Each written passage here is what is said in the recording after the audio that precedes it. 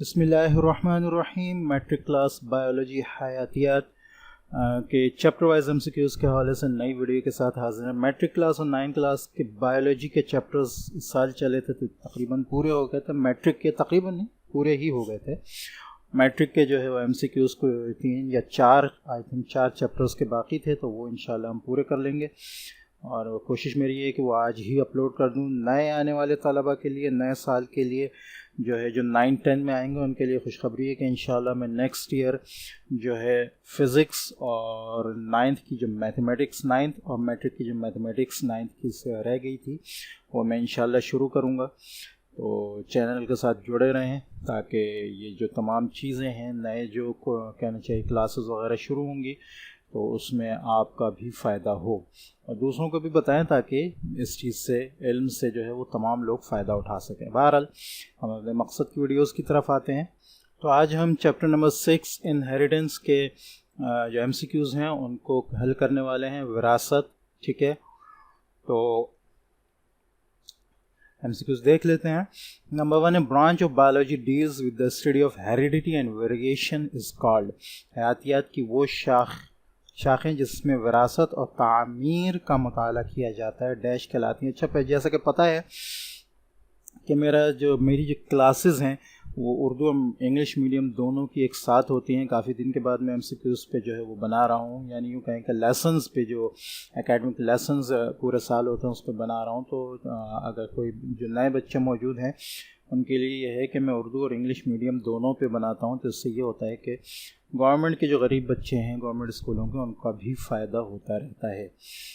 ठीक है, तो ये दोनों बुक्स आपके सामने खुली हैं। ठीक है, तो जो नंबर 1 है इसका जो सही आंसर है वो है जेनेटिक्स। ठीक है, वो ब्रांच जिसमें जो है विरासत और तामीर का मुताला होता है या हेरिडिटी और वेरिएशन का मुताला किया जाता है, वो ब्रांच जो है वो कहलाती है जेनेटिक्स। ठीक है, नंबर 2 है the way by which gene transmit characters from parents to offspring is called.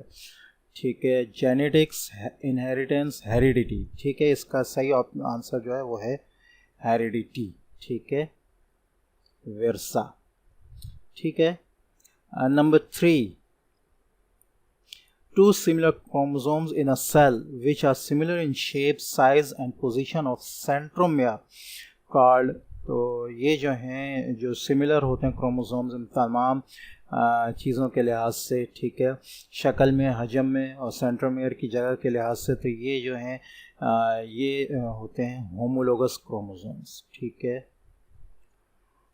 यहाँ पर भी यही चीज़ आ रही है, होमोलोगस क्रोमोसोम्स। ठीक है, नंबर 4 हमारे पास आ रहा है the chemical material of a chromosome is called. ठीक है, केमिकल मटेरियल किसी भी क्रोमोसोम का जो है वो क्रोमेटिन कहलाता है। ठीक है, उसमें फिर छोटे छोटे जो पार्ट्स होते हैं वो क्रोमोनेमेटा कहलाते हैं। ठीक है, ये इसकी प्लूरल आ रही है। ठीक है, और क्रोमेटिड जो है वो भी उसमें ये इनसे मिलकर जो है वो क्रोमेटिड बनता है। असल जो मटेरियल, जो बिल्कुल बुनियादी मटेरियल होता है वो क्रोमेटिन कहलाता है। ठीक है, तो यहाँ पर भी इसका आंसर क्रोमेटिन है।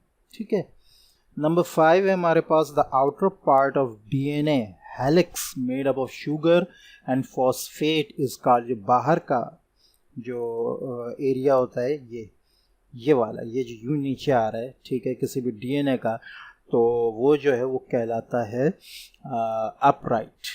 ठीक है, नंबर 5 में आ रहा है ये डीएनए का मरबे। अच्छा, इसमें हाँ बी कटहरा।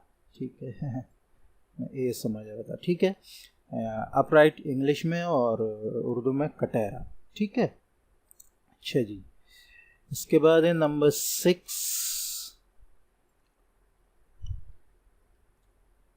यहाँ पर भी नीचे आ जाए। नंबर 6 हमारे पास है the small segment of DNA which has information to code 1 protein is called. सबसे छोटा जो कहना चाहिए स्मॉल सेगमेंट किसी भी डीएनए का जिसके अंदर सारी इंफॉर्मेशन होती है वो कहलाता है जीन। ये बात याद रखिएगा। ठीक है, बहुत सारे पार्ट्स होते हैं उनमें जो जिसके अंदर कोडिंग होती है, पूरी इंफॉर्मेशन जिसके अंदर होती है, डीएनए का वो पार्ट जिसके अंदर सारी इंफॉर्मेशन होती है, वो कहलाती है जीन। ठीक है, वो जीन के अंदर होती है।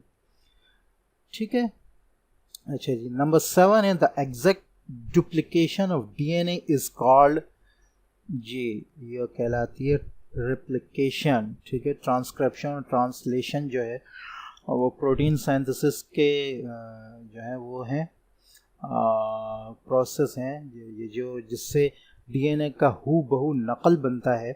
ठीक है, वो कहलाता है रिप्लिकेशन। ठीक है, नंबर 8 हमारे पास है if both the parents donate same factors, एक ही जैसे फैक्टर अगर देते हैं, ठीक है, of a character is called, जो एक जैसे दे रहे होते हैं अपनी औलाद को, जो खुसूसियत जो है वो एक जैसी दे रहे होते हैं, तो ये कहलाते हैं होमोजाइगस।